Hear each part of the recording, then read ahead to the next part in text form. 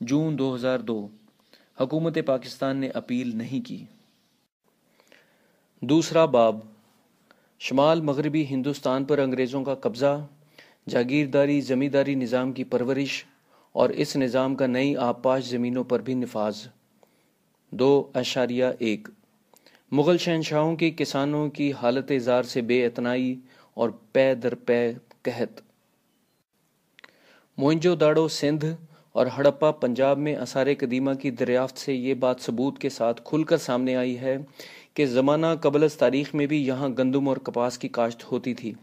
ساتھ ہی یہ بھی معلوم ہوا ہے کہ موجودہ پاکستان کے علاقوں میں اس وقت کسانوں کی غلامی کا رواج تھا۔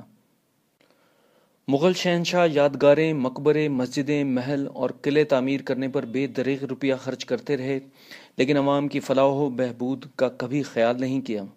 مغلیہ سلطنت قائم ہونے کے ایک مختصر عرصے کے بعد ایک دوسرے فرما روا شیر شاہ سوری 1540 تا 1545 نے ایک قلیل مدت کے لیے ہندوستان پر حکومت کی۔ اس نے سڑکیں تعمیر کیں، کنویں کھدوائے، درخت لگوائے اور دیگر فلاحی کام کیے۔ جی ٹی روڈ جو پشاور سے کلکتہ تک جاتی ہے، شیر شاہ سوری کے دور کی نشانی ہے۔ شیر شاہ سوری کے بعد مغلیہ سلطنت دوبارہ قائم ہو گئی اور فلاحی کاموں پر کام تقریباً بند ہو گیا۔ اس کا نتیجہ یہ ہوا کہ ہر مغل بادشاہ کے دور میں ملک کا کوئی نہ کوئی حصہ قحط سے دوچار رہا۔ مثلاً 1556 میں شہنشاہ اکبر کی تاج پوشی کے سال پورا ہندوستان قحط کی لپیٹ میں آ گیا تھا۔ تاج محل آگرہ تعمیر 1632 تا 1650 کے معمار شہنشاہ شاہجہاں کے عہد حکومت میں دکن اور گجرات کے علاقے 1630 سے 1632 تک شدید قحط کا شکار رہے۔ اورنگزیب عالمگیر کے عہد 1658 تا 1707 میں بھی پورا ہندوستان قحط کی حشر سامانیوں کی نظر رہا۔ 2.2 مذہب کے نام پر مظلوم کسانوں کی بغاوتیں اور سکھ تحریک۔ مغل بادشاہوں کی مطلق العنانیت نے ایک جانب بیرونی حملہ آوروں کو ہندوستان پر حملے کی ترغیب دی اور دوسری جانب جگہ جگہ مذہب کے نام پر کسانوں کی بغاوتیں بھی ہوئیں، جو بڑی خون ریزی کے بعد آخرکار ختم کر دی گئیں۔ 16ویں صدی کے ابتدائی ایام میں سکھ تحریک کی تمام تر قوت پنجاب کے کسانوں اور دستکاروں کے دم سے تھی، جو جاگیرداروں کے خلاف اٹھ کھڑے ہوئے تھے۔ سکھ مذہب کے بانی گرو نانک دیو 1469 تا 1526 میں ہندوستان پر بابر کے حملے کے وقت زندہ تھے۔ بابر نے ہندوستان میں مغلیہ سلطنت کی بنیاد رکھی، جو اس وقت تک قائم رہی جب تک انگریزوں نے ہندوستان کو فتح نہیں کر لیا۔ گرو نانک ہندوؤں کی ذات پات کی تمیز اور جاگیرداروں کے ظلم و ستم کے سخت خلاف تھے، لیکن بابر کے پوتے شہنشاہ اکبر نے سکھ فرقے کے گروؤں کو زمینیں دے کر انہیں جاگیرداری نظام کا حصہ بنا دیا۔ 10ویں گرو گوبند سنگھ کے دور میں تمام تر طاقت سکھوں کی سماجی تنظیم خالصہ کے ہاتھ آئی، لیکن 1705 میں گرو گوبند سنگھ نے مغلوں سے شکست کھائی۔ اس کے فوراً بعد ایران کے بادشاہ نادر شاہ نے 1739 میں ہندوستان پر حملہ کر کے مغلیہ حکومت کو کمزور کر دیا۔ ان دونوں واقعات کے نتیجے میں طاقت ایک مرتبہ پھر سکھ جتھا داروں یعنی سرداروں کے ہاتھ میں آ گئی، جنہوں نے یکے بعد دیگرے پنجاب کے مختلف اضلاع کو فتح کر لیا اور سکھ جاگیردار پھر سے سیاسی طور پر طاقتور ہو گئے۔ انہی سرداروں میں سے ایک مہاراجہ رنجیت سنگھ تھے، جنہوں نے پنجاب میں اپنی حکومت قائم کر لی 1799 تا 1830 اور آہستہ آہستہ دریائے ستلج کے مغربی کنارے سے لے کر افغانستان میں کابل کے سارے علاقے کو فتح کر کے سکھ حکومت میں شامل کر لیا۔ رنجیت سنگھ اور انگریزوں کے مابین ایک معاہدہ طے پایا، جس کی روح سے مہاراجہ نے وعدہ کیا کہ وہ اپنی حکومت کی مشرقی حدود کو دریائے ستلج تک ہی رکھیں گے۔ اس کے بدلے میں انگریزوں نے بھی سکھ حکومت کے معاملات میں مداخلت نہ کرنے کی یقین دہانی کرائی۔ 2.3 مسلمانوں کی سکھ حکومت کے خلاف بغاوت۔ سکھ حکومت کے خلاف مسلمان بنیاد پرستوں نے، جو پنجاب سے سینکڑوں میل دور بہار اور یوپی میں رہتے تھے اور اپنے آپ کو وہابی کہتے تھے، جنگ لڑنے کا اعلان کیا۔ ان کے دو لیڈروں سید احمد بریلوی اور شاہ اسماعیل نے بنگال، بہار اور یوپی میں، جو اس وقت انگریزوں کی سلطنت کا حصہ بن چکے تھے، رضاکار بھرتی کیے۔ ان علاقوں کے مسلمان تاجروں اور جاگیرداروں کی مالی مدد اور انگریزوں کی رضامندی اور تعاون سے ان اسلامی رضاکاروں نے پنجاب کا رخ کیا۔ انگریز حکمرانوں کو سید احمد بریلوی اور شاہ اسماعیل کے سکھوں کے خلاف جہاد کے اعلان نے ایک اچھا موقع فراہم کیا۔ انگریزوں نے برِ صغیر کے شمال مغربی حصہ میں اپنے واحد حریف سکھوں کو پنجاب کے غیر مفتوحہ علاقوں میں کمزور کرنے کی غرض سے ان مسلمانوں کی چوری چھپے مدد کی اور انہیں اپنے علاقوں سے گزرنے کا راستہ بھی دیا۔ مسلمان مسلح رضاکار سید احمد بریلوی اور شاہ اسماعیل کی قیادت میں روانہ ہوئے۔ پیدل چلتے ہوئے پہلے زیریں سندھ اور بہاولپور پہنچے اور پھر درہ بولان کے راستے افغانستان میں داخل ہوئے اور وہاں سے پھر ہندوستان کا رخ کیا۔ سکھوں کے زیر تسلط علاقوں میں داخل ہو کر ان اسلامی رضاکاروں نے 1830 میں پشاور فتح کر لیا اور ایک اسلامی حکومت قائم کر لی جو زیادہ دیر تک نہیں چلی۔ بالآخر سکھوں نے مقامی مسلمانوں جاگیرداروں کی مدد سے بالا کوٹ کے مقام پر مئی 1831 میں مسلمانوں کی اس رضاکار فوج کو شکست دی۔ سید احمد بریلوی اور شاہ اسماعیل دونوں بالا کوٹ کی جنگ میں شہید ہو گئے۔ اس طرح پشاور کی اسلامی حکومت 1 سال قائم رہنے کے بعد ختم ہو گئی۔ رنجیت سنگھ کی وفات کے بعد انگریزوں نے سکھوں کو ایک کے بعد دیگرے 2 لڑائیوں میں شکست دینے کے بعد مارچ 1846 میں سکھ سلطنت کے دارالخلافہ لاہور کو فتح کیا اور 3 سال بعد 1849 میں سکھ سلطنت کو مکمل طور پر ختم کر دیا۔ 1846 میں سبراؤں کے مقام پر انگریزوں کے ہاتھوں شکست کھانے کے بعد کمسن سکھ راجہ دلیپ سنگھ نے انگریزوں کو بطور تاوان 80 لاکھ روپیہ ادا کرنے کی شرط بھی منظور کر لی، لیکن سکھ سلطنت کا خزانہ خالی تھا، اس لیے فاتح گورنر جنرل ہارڈنگ نے کشمیر پر بھی قبضہ کر لیا۔ تاہم ایک ڈوگرا مہاجن گلاب سنگھ نے یہ رقم ادا کر کے انگریزوں سے کشمیر خرید لیا۔ اس رقم سے انگریزوں نے سکھ سلطنت کے باقی حصوں کو فتح کیا۔ یاد رہے ایسٹ انڈیا کمپنی 1600 میں لندن میں ہندوستان کے ساتھ صرف تجارت کی غرض سے قائم کی گئی تھی۔ اب پنجاب کے نئے حکمرانوں انگریزوں نے نہ صرف پنجاب میں بلکہ بنگال، بہار اور یوپی میں بھی سید احمد بریلوی اور شاہ اسماعیل کے بچے کھچے ساتھیوں کا، جنہیں عرف عام میں وہابی کہا جاتا ہے، صفایا کر دیا۔ 2.4 برطانوی حکمرانوں کی جاگیرداری زمینداری نظام کو جاری رکھنے اور اس فرسودہ اور ظالم نظام کو مزید طاقتور بنانے کی پالیسی کی ابتدا۔ بنگال کی فتح کے تقریباً 100 سال بعد آج کا پاکستان انگریزی حکومت کے زیر تسلط آیا۔ ان 100 سالوں میں بنگال اور ہندوستان کے دوسرے مفتوحہ علاقوں کا بڑی بے دردی کے ساتھ استحصال کیا گیا۔ دوسری جانب زرعی برطانیہ ایک صنعتی ملک میں تبدیل ہو رہا تھا۔ اس دوران برطانوی کارخانہ داروں اور مل مالکان کو خام زرعی مال اور غلے کی شدید ضرورت پڑی۔ پالیسی یہ بنائی گئی کہ خام مال اور غلہ ہندوستان کی زمینوں پر کاشت کر کے برطانوی مصنوعات کے بدلے میں انگلستان میں درآمد کیا جائے گا۔ انگریزوں نے ہندوستان کو 1757 میں مشرقی بنگال سے فتح کرنا شروع کیا اور 100 سال کے بعد 1843 تا 1846 کے دوران میں ہندوستان کے وہ علاقے جو پاکستان کا حصہ بنے ہیں انگریزوں کے زیر حکومت آئے۔ شروع کے 100 سال میں انگریز حکمران ہندوستانی جاگیرداروں، نوابوں اور راجوں کو میدان جنگ میں شکست دینے اور انہیں نیست و نابود کرنے کی پالیسی پر گامزن رہے تھے۔ لیکن ہندوستان پر حکومت کے ابتدائی 100 سال کے دوران انگریز سامراجیوں کو جو سیاسی تجربہ حاصل ہوا تھا، اس سے سبق سیکھتے ہوئے انگریزوں نے پنجاب، سرحد، سندھ اور بلوچستان میں موجود جاگیرداروں زمینداروں کے ساتھ دشمنی کے بجائے ان سے گٹھ جوڑ کی اور سیاسی طور پر نہایت منافع بخش تعلقات قائم کر لیے۔ اور جیسا کہ ہم آگے چل کر دیکھیں گے کہ ان صوبوں کے جن علاقوں میں جاگیردار زمیندار پہلے سے نہیں تھے، وہاں بھی انگریز حکمرانوں نے دانستہ طور پر ہندوستانی جاگیردار زمیندار پیدا کیے۔ غرض یہ کہ 1843 کے بعد آج کے پاکستان کے ہر حصے میں جاگیرداری زمینداری نظام کو فروغ اور پائیداری ملی۔ انگریزوں نے ایسا کیوں کیا؟ اس کی وجہ آگے چل کر آپ خود انگریزوں کی زبانی سنیں گے۔ 1846 میں لاہور پر قبضہ کرتے ہی برطانوی انجینئر میجر نیپیر نے دریائے راوی سے نکالی گئی پہلی نہر، جس کا نام انگریزوں نے اپر باری دوآب نہر رکھا، کی از سر نو تعمیر کا حکم صادر کیا۔ اس نہر نے 1861 میں دوبارہ کھیتوں کو پانی فراہم کرنا شروع کر دیا۔ اس کی تعمیر نو کی وجہ انگریز تاریخ دان امپیریل گزٹ کلکتہ 1902 یوں بیان کرتا ہے: اس نہر کی فوری تعمیر کو ایک سیاسی معاملہ سمجھا گیا، اس لیے کہ وہ سکھ سپاہی جو فوجی ملازمت سے ہاتھ دھو بیٹھے تھے اور جن کے گھر اس علاقے میں تھے بصورت دیگر کاشتکاری کی جانب مائل ہونے میں زیادہ دلچسپی نہ دکھاتے۔ یہ نہر دراصل 1630 میں مغل فرمانروا شاہجہاں کے چیف انجینئر علی مردان خان نے بنائی تھی اور اس کا نام شاہ نہر تھا، جو دریائے راوی سے مادھو پور کے مقام سے نکالی گئی تھی۔ یہ نہر گورداس پور، بٹالہ اور امرتسر سے ہوتی ہوئی لاہور جاتی تھی۔ اس کا پانی لاہور کے شالامار باغ کو بھی ملتا تھا۔ سکھ حکمرانوں نے اس کو امرتسر کے گولڈن ٹیمپل دربار صاحب تک پہنچایا اور اس کا نام بدل کر دہلی نہر رکھ دیا، لیکن اس عرصہ میں یہ ریت اور مٹی سے بھر چکی تھی۔ انگریزوں نے اس نہر کی دوبارہ کھدائی اور توسیع کی۔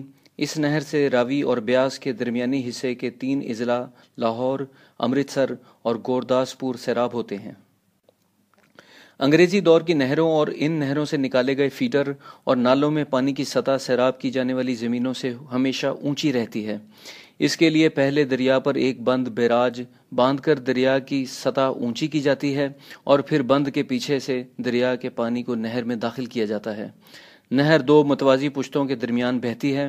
حسب ضرورت نہر، فیڈر اور نالوں کے دہانے، موگے کھول دیے جاتے ہیں۔ پھر پانی خود بخود کشش ثقل کی طاقت سے کھیتوں میں پہنچ جاتا ہے اور زمین کو سیراب کرتا ہے۔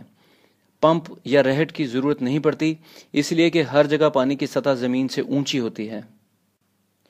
اس جدید سول انجینئرنگ کے اصولوں پر تعمیر کی گئی نہروں کو جاڑوں میں بھی جب دریا میں پانی کم ہو جاتا ہے اور سطح نیچے ہو جاتی ہے، پانی ملتا رہتا ہے۔ ایسی نہروں کو دوامی نہر یعنی پیرینیل نہر کہتے ہیں۔ مغلیہ دور اور مغلیہ دور سے پہلے کے دور میں بھی بیراج کے بغیر ہی نہریں تعمیر کی جاتی تھیں، جن میں صرف گرمیوں میں جب دریا میں طغیانی آتی ہے پانی دستیاب ہوتا تھا، اور اس وجہ سے صرف موسم گرما کی فصل خریف اپریل سے اکتوبر کو ہی پانی مل سکتا تھا۔ ایسی نہروں کو طغیانی نہر کہتے ہیں، لیکن سول انجینئرنگ کی حکمت عملی اختیار کرنے سے انگریزی دور میں سال میں 2 فصلیں ملنی شروع ہو گئیں، گرمی میں خریف اور جاڑوں میں ربیع۔ انگریزوں نے پنجاب میں صرف اپر باری دوآب نہر کی تعمیر نو پر اکتفا نہیں کیا۔ انہوں نے پنجاب، سرحد اور سندھ کی خشک اور بنجر زمینوں کو سیراب کرنے کے لیے دونوں قسم کی نہریں سیلابی اور دوامی یعنی بیراج کے بغیر اور بیراج کے ساتھ تعمیر کی، اور یہ سلسلہ 1947 تک جاری رہا۔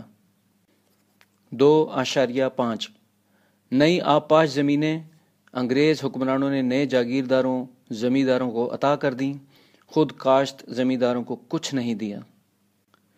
نہری نظام آبپاشی کو بہتر بنانے، اسے وسعت دینے اور پھیلانے کا سلسلہ انگریز حکمرانوں نے 100 سال تک جاری رکھا۔ شمال مغربی ہندوستان پر قبضے 1843 کے پہلے 50 سال کی مدت میں آبپاشی کے اس عظیم نظام کا نصف حصہ مکمل ہو چکا تھا۔ اس فنی انقلاب یعنی آبپاشی کے اس جدید نظام کی تعمیر سے پہلے ہی انگریز سامراجیوں کے ذہن میں ایک سیاسی انقلاب آ چکا تھا، اور وہ اس کالونی کو نئے طور طریقوں سے استحصال کرنے کا تھا۔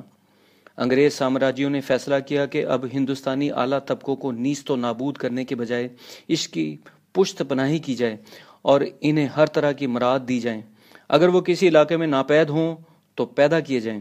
بنجر زمینوں کو آبپاش کر کے یہ زمینیں ان اعلیٰ طبقوں کو عطا کی جائیں تاکہ ہندوستان کی رعایا پر انہی کے ذریعے حکومت کی جائے۔ انگریز حکمرانوں کی اس نئی پالیسی کی اشد ضرورت ایسٹ انڈیا کمپنی کے آخری نامزد گورنر جنرل لارڈ کیننگ کی زبانی سنیے۔ سر جان میلکم نے کافی عرصہ پہلے یہ بات واضح طور پر کہہ دی تھی کہ اگر ہم پورے ہندوستان کی تقسیم انتظامی لحاظ سے صرف صوبے بنا کر کریں تو یہ بات یقینی ہے کہ ہماری حکومت 50 سال سے زیادہ عرصے تک قائم نہ رہ سکے گی۔ لیکن اگر ہم یوں کریں کہ ایسی دیسی ریاستیں بنا دیں جو تاج برطانیہ کی وفادار لیکن سیاسی طاقت سے محروم ہوں، تو ہم اس وقت تک ہندوستان پر حکومت کر سکتے ہیں جب تک ہمیں سمندری راستوں پر برتری حاصل ہے۔ اس رائے کی صداقت پر مجھے ذرہ برابر بھی شک نہیں ہے۔ حال ہی میں جو واقعات رونما ہوئے ہیں انہوں نے اس بات پر غور کرنے کی ضرورت کو اور اجاگر کر دیا ہے۔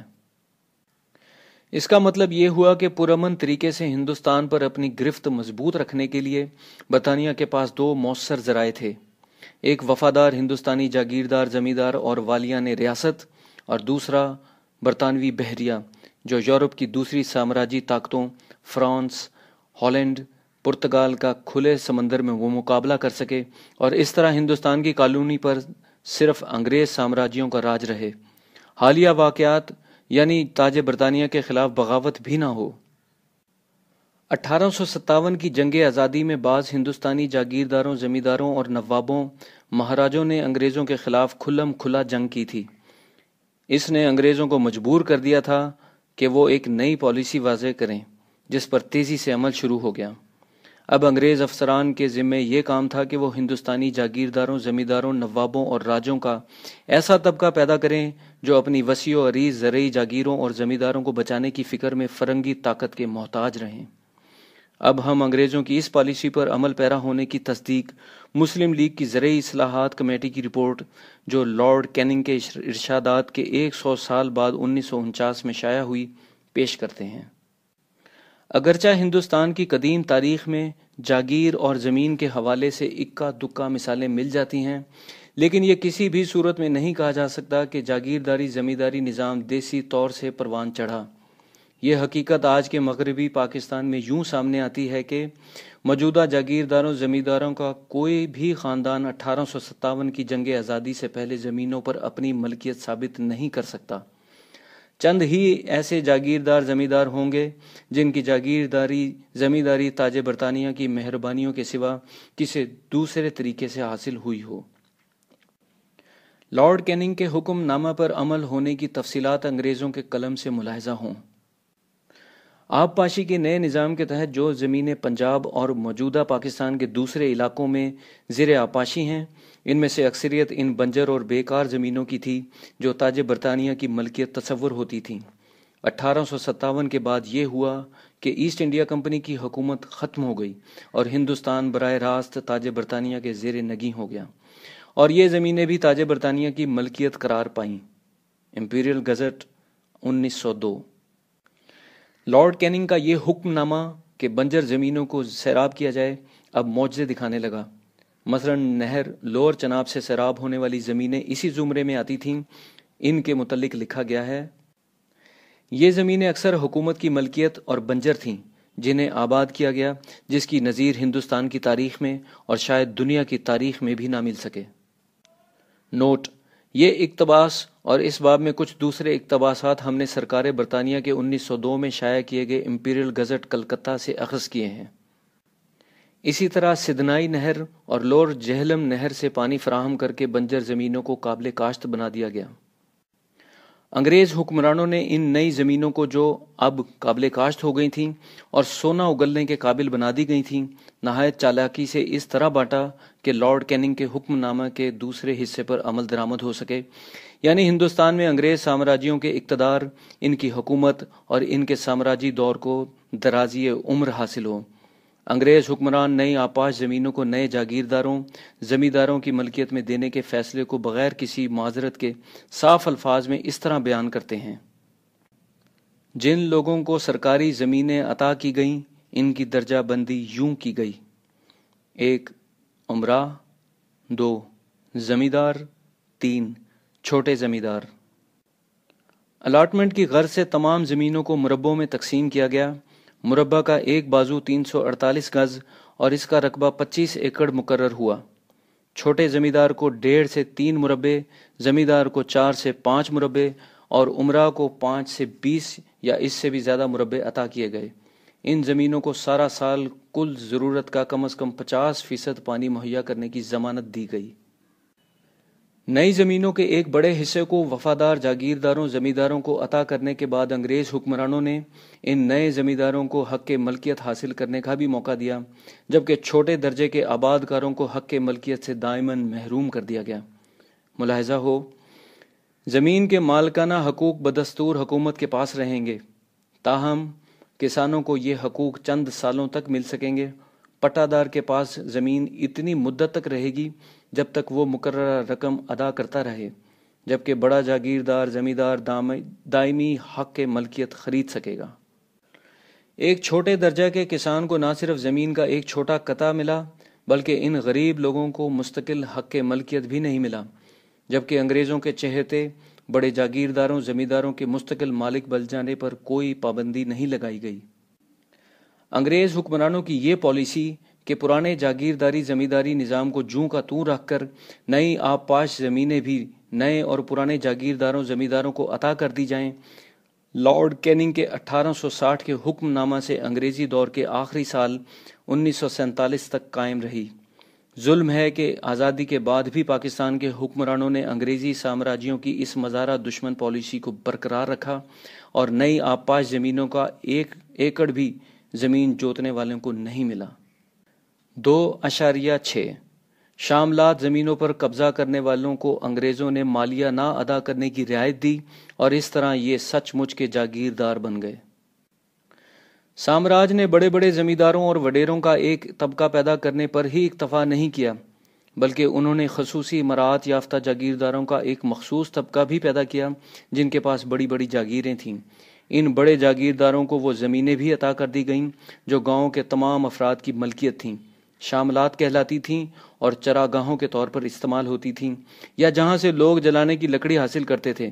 ان غاصب جاگیرداروں کے متعلق سرکاری گزٹ لکھتا ہے، ان جاگیرداروں نے ان زمینوں پر بھی اپنے مالکانہ حقوق جتا لیے جو پورے گاؤں کی شاملات مشترک زمینیں تھیں۔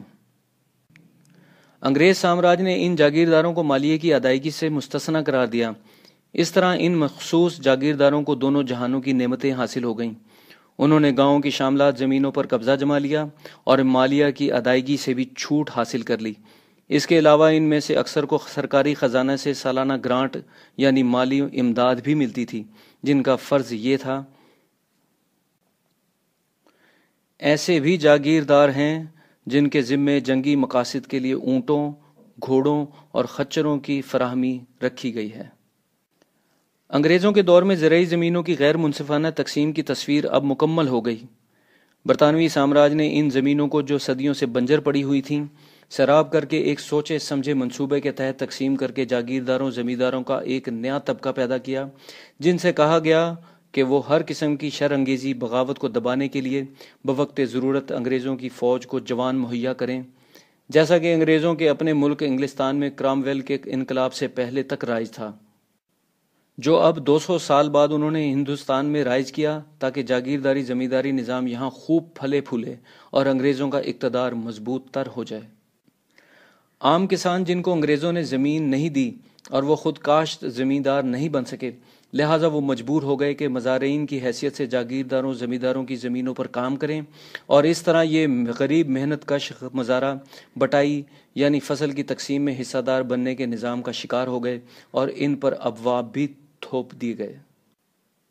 2.7 سندھ میں انگریزوں کی عطا شدہ زمینوں پر جاگیرداری زمینداری نظام کی داغ بیل۔ سندھ اسمبلی نے 1947 میں پاکستان میں شمولیت کا فیصلہ کیا۔ حکومت برطانیہ کے 3 جون 1947 کے فیصلہ کے مطابق سندھ کا بٹوارہ بھی نہیں ہوا، لیکن آج سندھ پاکستان کیا پوری مہذب دنیا کے ماتھے پر کلنک کا ٹیکا ہے۔ یہاں ہاریوں کسانوں سے جبری مشقت بیگار لی جاتی ہے اور ان کو زنجیروں میں جکڑ کر رکھا جاتا ہے، پرائیویٹ جیلوں میں قید کیا جاتا ہے۔ یہاں کا ہاری اپنے وڈیرے جاگیردار زمیندار کو سر بسجود ہو کر سلام کرتا ہے۔ یہاں کے ہاری کی نئی نویلی دلہن اپنی سہاگ رات اپنے خاوند کے ساتھ گزارنے کے بجائے اپنے خاوند کے وڈیرے کے ساتھ گزارنے پر مجبور ہوتی ہے۔ یہاں کا ہاری بے دخل کیے جانے کے خوف کا دائمی شکار ہے۔ یہاں ایک معروف وڈیرے بڑے جاگیردار زمیندار غلام مصطفیٰ جتوئی نے ایک دفعہ ببانگ دہل بڑے فخر سے کہا تھا کہ وہ ایشیا کے سب سے بڑے جاگیردار ہیں۔ سندھ جو بڑی بڑی جاگیروں زمینداروں کے لحاظ سے پنجاب کے بعد دوسرے نمبر پر آتا ہے، 1843 میں یعنی پنجاب سے 3 سال پہلے انگریزوں کے زیر نگیں آیا۔ جب انگریزوں نے تالپور خاندان کے میروں کو شکست دی، ان کے ایک بزرگ میر فتح علی خان تالپور نے 1783 میں افغانستان کے فرما روا شاہ زمان سے پروانہ شاہی حاصل کر کے سندھ میں اپنی بادشاہی کا اعلان کیا تھا۔ ان تالپور میروں کے کردار و اخلاق کے متعلق گزٹ ہمیں یہ معلومات فراہم کرتا ہے۔ میروں کے زیر تسلط سندھ میں ایک قسم کا سخت فوجی جاگیرداری نظام قائم تھا۔ میر خود بہت کم تعلیم یافتہ اور غیر مہذب تھے۔ وہ بلوچوں کی روایتی سادہ زندگی بسر کرتے تھے، گھوڑوں، ہتھیاروں اور شکار پر بے دریغ خرچ کرتے تھے۔ ان کی زندگی کا مقصد دولت سمیٹنا، سماجی ترقی کی راہ روکنا اور اپنے طور طریقوں سے عیش و عشرت کرنا تھا۔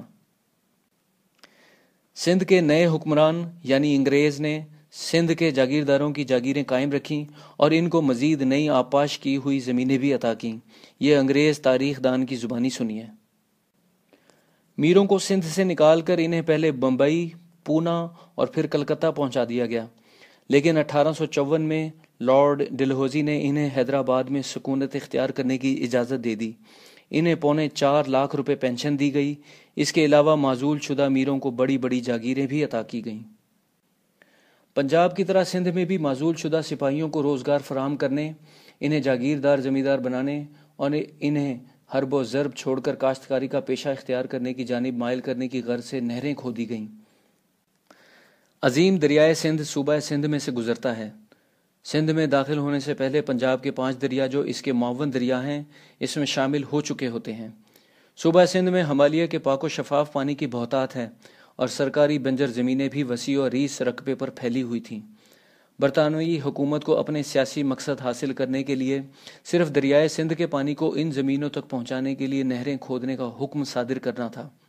گزٹ بتاتا ہے، دریائے سندھ کے دائیں کنارے سے جو معروف اور بڑی نہریں نکالی گئیں ان میں ڈیزرٹ کنال اور ہرا کنال قابل ذکر ہیں۔